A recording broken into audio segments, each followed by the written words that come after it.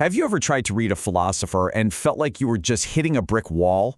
Well, today, we're taking on one of the biggest, most intimidating walls in all of philosophy, George Wilhelm Friedrich Hegel. But what if I told you there was a key? You know the feeling, right? You open the book, you read a sentence, you read it again, and it honestly feels like you're trying to crack some kind of ancient secret code. Don't worry, you're not alone. So many of the greats have their own unique language, and it can be really tough to get the hang of. And when it comes to difficult language, Hegel is, let's be honest, kind of the final boss. His work is incredibly dense, he invents his own terms, and his sentences, they can be a real workout. But what if there was a way to make it all click? What if the secret to finally understanding Hegel wasn't about being some kind of genius, but just about having the right tool for the job? That's exactly what we're going to dig into today. So we're going to use a special tool to help us out. It's called the Hegel Dictionary. And it's built on a really simple, powerful idea. If you want to understand Hegel, you first have to understand his words. This isn't just another book about Hegel's philosophy. Think of it more like a bridge that takes you right into it.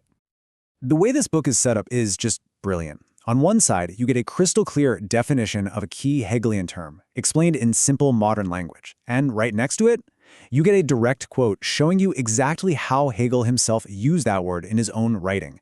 It's this amazing one-two punch that connects the concept to the source. All right, so let's put this dictionary to the test, shall we? We're going to take a quick tour of a few of Hegel's most critical ideas. Let's see if this tool can really help us figure out what on earth he was talking about. So let's start with a word we all think we know, contradiction. For most of us, a contradiction is just a mistake, right? Something to be avoided. But for Hegel, oh no. For him, it's the very engine that drives the entire universe. Think about it. For a tiny seed to become a giant tree, the seed itself has to be, well, destroyed. That's a contradiction. And for Hegel, that tension is what makes all growth and all change possible. And boom, here's where the dictionary just shines. Right after that clear definition, we see Hegel's own words. Every real thing or being necessarily implies contradiction. Suddenly, a sentence that might have seemed completely baffling makes perfect sense. You get that aha moment. It's not just some abstract idea. He's describing the way the world actually works.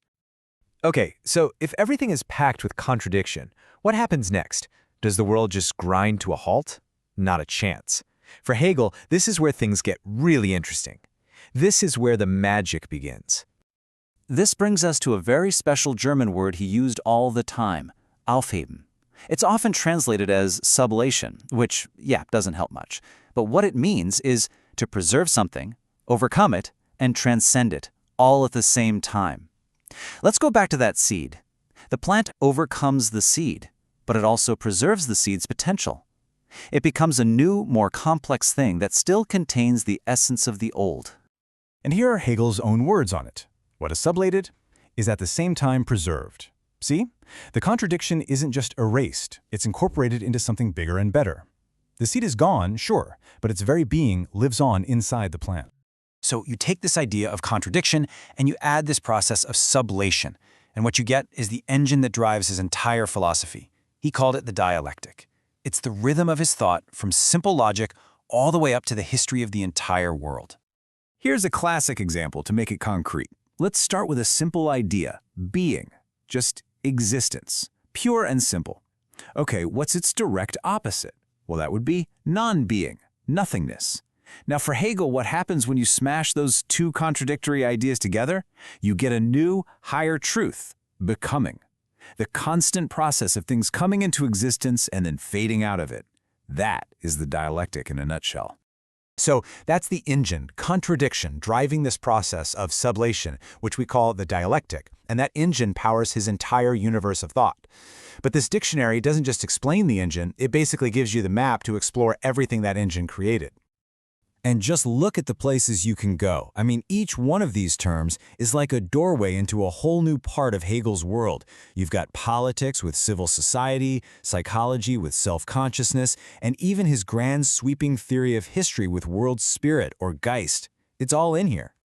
And we're not just talking about a few terms. This dictionary defines and clarifies over 100 of Hegel's most important words and ideas. That's more than 100 keys to unlock his world. So what does this all mean? Well, it means that a philosophy that once seemed totally impossible, totally out of reach, is now something you can actually tackle yourself. And that really is the whole point. This dictionary isn't meant to be a substitute for reading Hegel. No way. It's meant to be your companion, your guide. It's an invitation to finally pick up one of his actual books and feel confident that you can actually understand what's going on. So if you're ready to start that journey, if you're curious to dive into one of the most powerful minds in history, the Hegel Dictionary is the absolute best place to begin. You can find a link to grab a copy for yourself right there in the description below. So, my question for you is this. Now that you have the key, what's the first door you're going to open? What's the first Hegelian idea you want to unlock for yourself?